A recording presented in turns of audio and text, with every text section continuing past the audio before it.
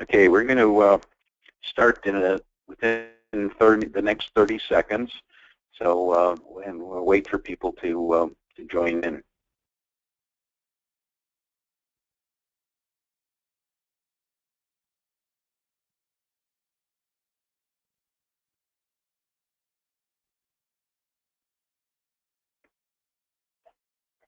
Okay, hello and welcome to the CIECAst. Thank you for joining us today. We have a great program, MSO's view of CIECA standards. Today's presenter is Ashley Dennison. Ashley is Vice President of Information Technology of Caliber Collision Centers, the largest collision repair company in the United States with more than $1 billion in revenue in 2015. Responsible for Caliber's enterprise-wide business application strategy, implementation, and operation, Ashley has overseen the transformation of Caliber's homegrown legacy system to state-of-the-art management, estimating, financial, and cloud-based platforms across more than 370 company-owned locations in the United States. Prior to joining Caliber, Ashley was Director of Global Information Technology at AMX, an international audiovisual hardware and software solutions provider with locations across the U.S. and 86 countries around the world. Over the course of her 21-year career, Ashley has held key technology management positions at numerous blue chip companies, including TGIF, Samsung, and Macklin Company, which is the maker of Tabasco products. Please join me in welcoming Ashley Dennison. Ashley?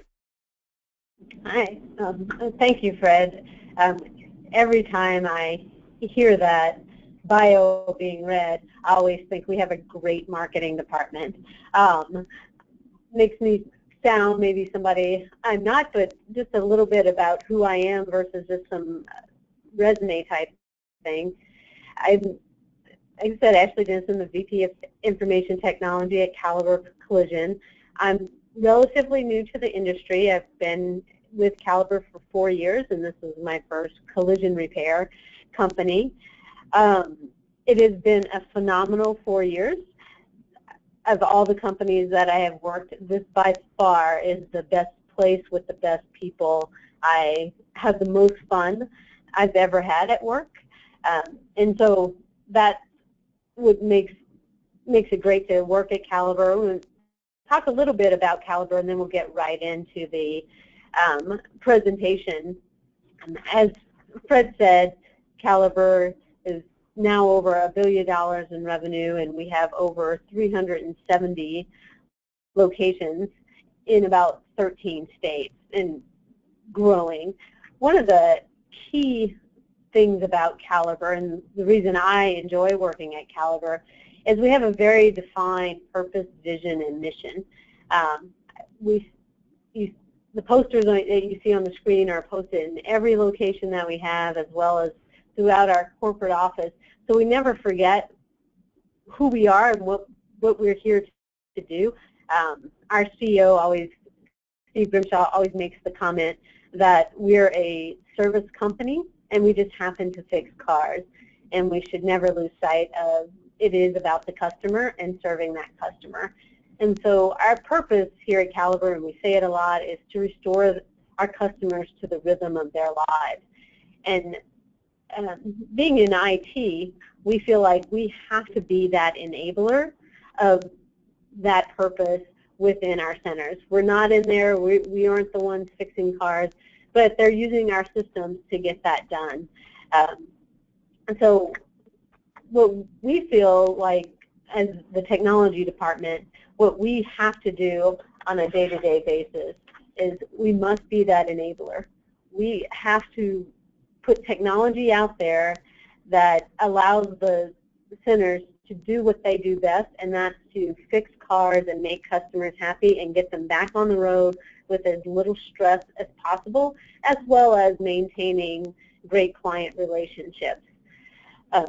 One of the other things that we have a high standard here at Caliber is that we feel like we must protect that customer data. To date, I haven't heard of a breach of security within the collision repair industry, And we certainly don't ever want to be the first ones. We wouldn't want that to happen to anybody. And so, you know, we're very cognizant of that we are entrusted with data from our customers and from our clients that if ever gotten out, it, you know, it could be impactful to end users and to customers. And so it's a very high priority here at Caliber. And we also must provide value for our clients and our customers. What sets us apart from any other shop? How do we do things differently that helps Caliber maintain great metrics and providing value for those? And quite frankly, technology needs to help create a great work environment. Technology years ago was seen as a luxury and something you invested in above and beyond, and now technology is looked at as simple as electricity. It should always be on. It should always be working. When they need it, it should be there. And we feel like at Caliber, the technology team needs to provide the right solution at the right time with a minimal amount of effort. Our motto here in IT is keep it simple, meaning keep IT simple. Give the user what they need to do their job with hardly any interruption, because when there's interruption in the technology, that means there's interruption to the customer, and that's never a good thing. When they're already on edge because they have a wrecked car and having to go through that process, and they get to the store and something's not quite right with the technology, that does not provide for a great experience. So as in most technology departments, we whiteboard everything. I don't think we can speak around here unless you have a whiteboard marker in your hand and flowing out the process. So that's what I'm going to do today, is just walk through the EMS flow, right? So today, Caliber uses 3 estimatic platforms, and each one producing a file for an estimate. So I'm going to walk through at a very high level, a very simplistic format of what each file, the day in the life of a file, basically, and how we have to move it through the system, and where I think eventually I'd love to see this go, and so it's not as impactful as it is today. So I'm just going to walk through that with you real quick. So an estimate, we received a car, we wrote the estimate, we saved that estimate. Immediately, workflow starts to kick in on where this file is going to go. And one of the key points of all of this that I discussed with Fred and Charlie is that every EMS file generated from the system is between 13 and 15 files. So for every file saved, we generate every estimate file saved, we generate that many files on the back end that our systems must handle. So we're just going to continue to walk through that. So we save the estimate file, and we need it here at the corporate system, in our corporate systems. So we send it up to the corporate office. It updates some capacity planning tools that we have, do some workflow. We do our best to eliminate some data pumps at the store level when we can to bring it up here at corporate. But we'll go into all the places it goes, but we'll just keep it at the high level. And you know, the next place we send all that data for rentals, and some other integrations that we have to send that to CIECAst. And then what system did it come out? So Caliber has CCC1 as our management system. So if you write the estimate in CCC1 and your management system is C1, we don't have to move a whole lot of files in that regard. And so about 20% of our estimates are not written in C1. So the question is it the management system? If it's not, if it's Mitchell or Autotext, then we have to send it to the management system. And these things need to stay in sync, right? So if there's changes to the estimate, we go back through the same process. And along the way, there's other places that this information needs to go, not just to the management system and back, right? We have to ask, what client is it? If it's State Farm, we have the requirement of sending it to Parts Trader. If it's a farmer's drive-in, we have to send it to Nugent IT. And so there's a bunch of those little pieces that we have to account for on a day-to-day basis, or with every save of the file. So we ask ourselves this. One of the things we partnered with OPS with is to create a filter at the store location. So again, protecting our client data, that State Farm, Parts Trader should only get State Farm data because that's what they're asking for. Some of the farmers integration should only get the farmers data. Make sure above all else we protect that client's right to have that information just stay with us and the client that gave it to us. So it may go to our part systems. Again, reference Parts Trader. As a standard, Caliber uses OPS, so all the estimates have to go to OPS. For drive-in programs, we may need to send that estimate along to another. Nugent IT is one of those things that we send it off to. And then there's other client-required programs that are on a much smaller scale than some of these other things.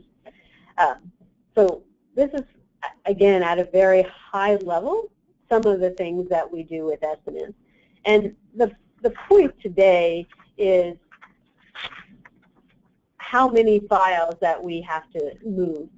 So we're going to kind of walk through this same whiteboard session and put some numbers to it to help understand the magnitude of what we see on a day-to-day basis or a month-to-month basis, if you will.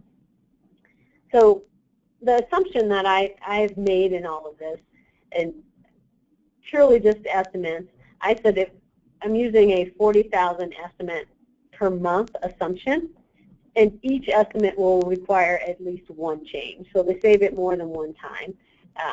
We'll say that 20% of all estimates are written in an outside system.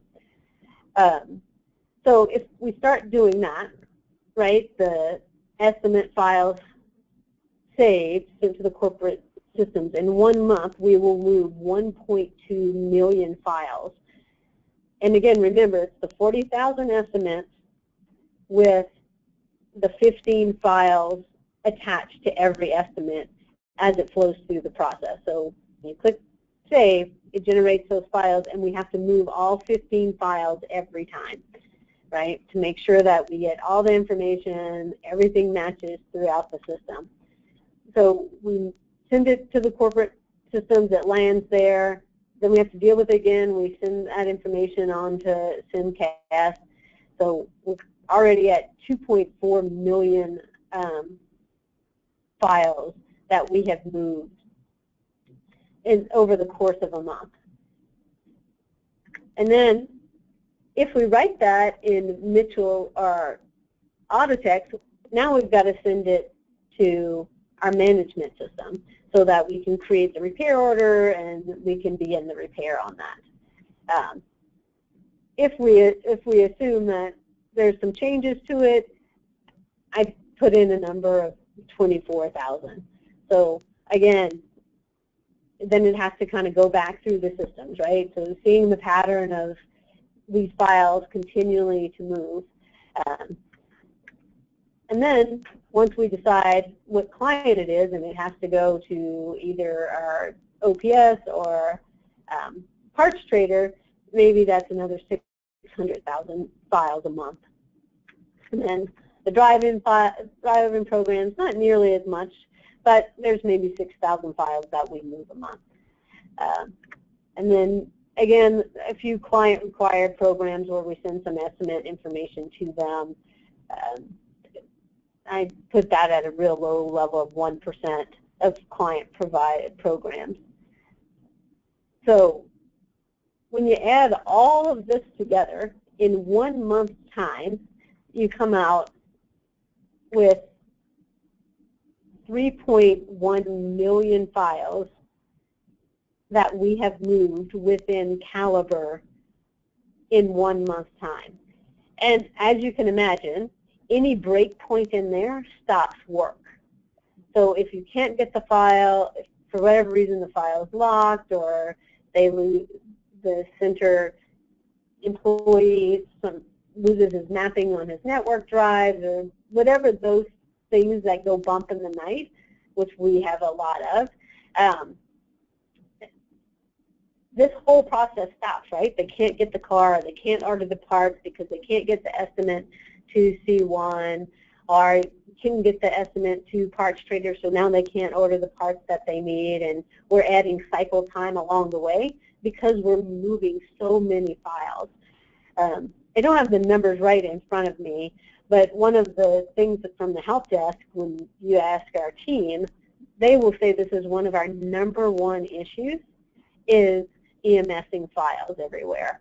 They get stuck, they get locked. All of these pieces of information happen at the center level, and it stops work. And you know, if our purpose is to restore the customer to the rhythm of their lives, and we promised an end date of Friday to get a car out, and they get stuck on a Tuesday because the EMS file didn't go over, you know, we may not live up to that promise. And you know, that's hard for an IT person to swallow, that we might cause us to add cycle time to one of our cars just because we couldn't, the file system isn't working. So I wanted to go over that with you, and I feel like I'm rushing through this, so maybe a little more nervous because I can't hear anybody's feedback or see anybody's face. But I wanted to go over some of the challenges that Caliber faces on a day-to-day basis. You know, maintaining customer and client security. I've probably mentioned it 3 or 4 times by now, but again, it is just something we always have top of mind. And every time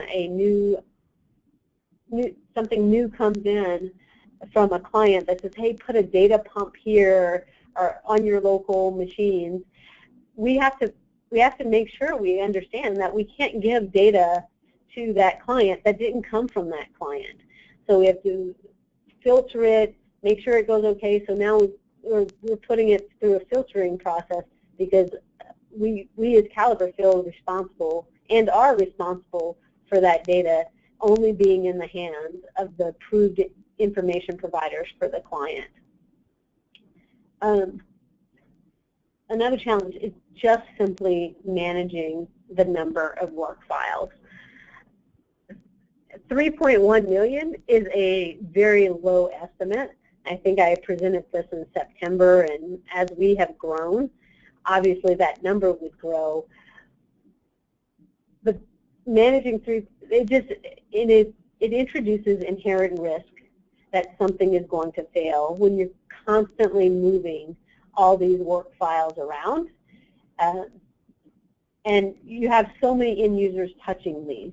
They're not touching the physical file, but the files itself, but the estimate and moving it over, and the training that goes along with that piece of information of mapping files. Every time we have a new employee, making sure they're all mapped correctly. And again, it is our #1 issue in the help desk is EMS files. The next challenge is removing those obstacles for the end users. Like I said, so we have AAA out in California, and they write Mitchell. If anything doesn't work from moving the files from Mitchell to C1 to get that repair order, again, we introduce time and complexity into a process that really shouldn't have any. Again, going back to those end users, viewing technology as simple as electricity, it should always just work. When you flip the light switch, you will always have the expectation that the lights are going to come on. You know, when you turn your television on, the expectation is that the television will come on because the electricity is there to power it. And that's the view of IT, and that's of how we want to view our end users, is remove whatever obstacle they have to get their job done. One, for the customer, and quite frankly, for the end users as well. If they're constantly running into obstacles, they're not going to be happy at their job. They're not going to give the best customer service to their customer because they're not happy at their job. So it really comes back to IT working like it should, when it should, and removing any obstacle that they might have to getting that job done. And one of the biggest challenges, and I think this is where the conversation started with Charlie and Fred on this topic, was software vendors not understanding the complexity of the MSO model. Like I said, we have 370 centers, and we tend to get things brought to us and said, hey, if you just put this data pump on your service advisor's computer, then you can just, everything will just work and move along. Well, that doesn't actually work in our world because, one, going back to data security, if we just put a data pump on, it is going to pump everything through that pump and not limit it to the client that gave it to us. Also, we have thousands of service advisors now, so putting it on every computer is an undertaking in itself, right? Just putting data pumps on our server within the center is becoming a challenge because now we're at 370 centers plus. So the maintenance of it, every time one of them, the data pump stops, or depending how it was written, if it's not a Windows service, we have to go in there and restart it. So again, putting an obstacle to our end user to get his job done successfully. And I say this, but we've also over the last few years worked with some vendors that have come back and said, yeah, we understand what you're saying. I mean, the parts trader and OPS relationships, they have fully embraced that MSO model and come back with us with solutions that work for us versus pushing information from that service advisor level. And so I want to call them out just because I feel like they really worked with us. They really got what we were trying to say, and they respected our need to protect the client data as well as to help our end user be as successful as they can be, because it also reflects well on them when they say, oh yeah, when the service advisor can say that the estimate moved and it's always in parts trader like we expect it to be, and so it hasn't added any additional work to us, or the OPS tool that they can get their parts in, get them scanned in, and it makes the workflow process for their repair order so much easier. So that's one of the ones I feel is the biggest challenge of how do we as an industry begin looking at the complexity of these EMS files and how to handle it and get everybody their data when they need it and how they need it and when they want it. And I believe it can be done. We just have to begin to look at it differently.